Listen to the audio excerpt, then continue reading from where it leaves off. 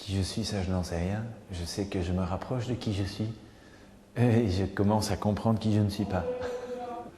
Maintenant, si vous voulez les différentes casquettes que j'ai, effectivement je suis prof de Tai Chi et ça fait plus de 20 ans que j'en fais et je l'enseigne maintenant avec beaucoup de...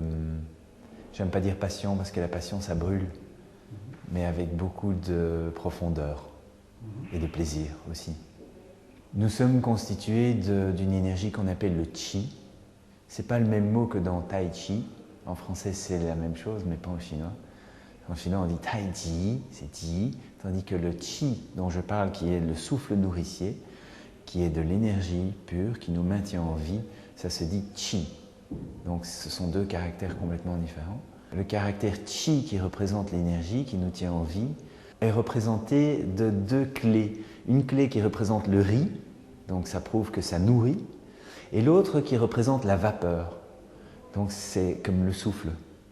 C'est pour ça que j'ai traduit ça par le souffle nourricier, parce que de l'énergie, il y a tellement de sortes d'énergie, il y a de l'énergie électrique, et puis les Chinois font de la distinction entre l'énergie mentale, l'énergie physique, l'énergie musculaire.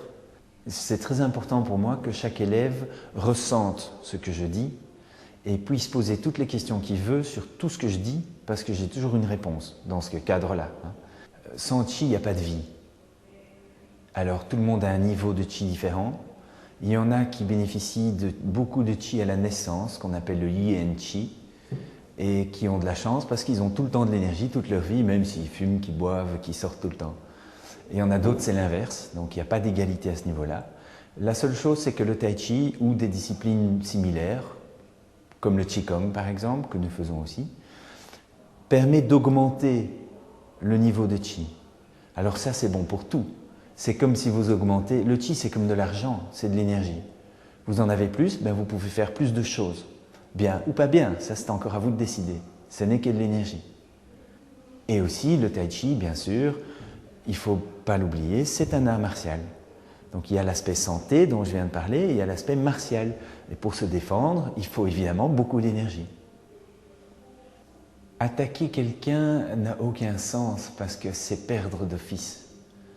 Il y a un proverbe chinois qui dit que quand deux tigres se battent, il y en a un qui meurt et l'autre est blessé.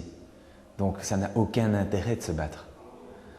Et d'ailleurs, le Tai Chi n'est pas utilisable en tant que tel, le Tai Chi pur n'est pas utilisable sans qu'il y ait une intention venant de l'autre personne. Parce que tout l'art du Tai Chi est d'utiliser cette énergie qui est transmise par l'intention d'une autre personne. L'intention, c'est comme un câble. Et l'énergie, c'est comme l'électricité qui passe dans ce câble. Vous voyez ? Mais sans le câble, il n'y a pas cette énergie qui vient vers vous. Et donc, dans ce cas, il n'y a pas de possibilité d'utiliser le Tai Chi pur. Bien sûr, je peux toujours prendre mon poing et taper physiquement sur quelqu'un. Mais ça n'a rien à voir avec du Tai Chi dans ce cas-là. Aussi, le Tai Chi permet un meilleur contrôle de soi, de gérer ses émotions, de gérer son stress et sa confiance en soi. Si quelqu'un m'énerve et que moi je suis très confiant en moi, je n'ai pas besoin d'aller lui prouver quoi que ce soit. Je ne vais pas l'attaquer, je vais partir. C'est seulement, vous savez, c'est comme un animal, hein, c'est seulement s'il est acculé qu'il va se mettre à se battre. Sinon, il va fuir, ça n'a pas d'intérêt.